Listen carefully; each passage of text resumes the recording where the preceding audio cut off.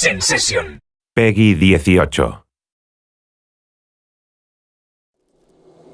Welcome, stranger. Name's Halleck, and it's a pleasure meeting you. I run this little shop. Got enough supplies here to keep you alive and fighting. Rage, at its core, is a first-person shooter. These other elements like racing and vehicle combat, they're additive to the experience. But it's important not to get confused by really what we do. We're id, we make first-person games. You know, when you pick up the shotgun and you shoot a bad guy, you know what to expect.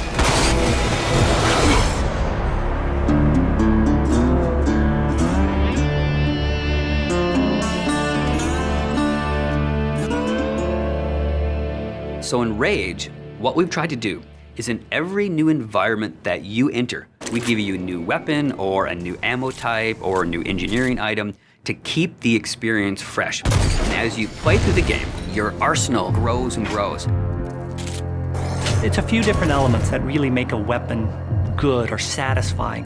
When you hit the fire button, it needs to do something on the other end. And that's where you get the feedback from blowing a head off or seeing a cool death animation. You know, I've always loved shotguns in all of the id games especially. I think if we didn't have a shotgun, a lot of fans would be upset. But the crossbow, because it's so different and so new, it's almost like this utility weapon. My favorite weapon in Rage is the wing stick. Let me guess. You want to know how to throw a wing stick. The wing stick is an offhand, instant throw weapon. The wing stick is such an iconic weapon. It's this bladed death boomerang, and it has like a smart nano targeting core, is some of the mythos that we've built into it. And if you time it right, you can chop the heads off of mutants with it. We have these things we call gadgets or engineering items. Things like a little remote control car with a bomb attached to it. Now you're building this little defense turret. If you have the parts and you have the plans to build it, you can build these anywhere in the world. So now you're running around, you're firing, and instead of just tossing a grenade or just throwing the wing stick, you're tossing down a little defense turret.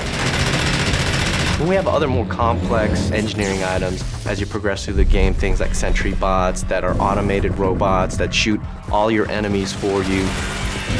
If you utilize some of the other gadgetry items, you can make it a thinking man's game. But it doesn't stray too far from our core mechanics. It's one button.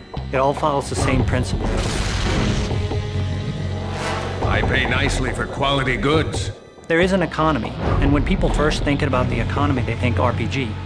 But the economy is really your tool to manipulate how you want to play the game. It really is this player choice mechanic.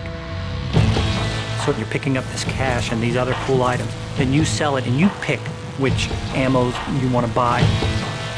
When you get these new things, you'll want to try it out. And when you do, you learn how that impacts you as the player and how you want to approach a situation. But at every step of the way, we never want the inventory to get in the way. It's there for a reason, it always has a purpose, but we still want to stay true to that kind of action. The world in Rage is about survival and all the elements that the player will need to succeed in surviving. It's up to them how they want to use those gadgets, weapons, and ammo types, along with the action shooter experience role that we intend for the player to take. We create these different options in the gameplay when you get into an area with all these various implements of death. Or, you know, you may not want to have any strategy. You just may want to kick in the door, pull out your big shotgun, and start blasting away at the bad guys. We really give players the opportunity to engage the enemy AI in the way that's best for them. And we feel that that adds a lot of life and replayability to the game.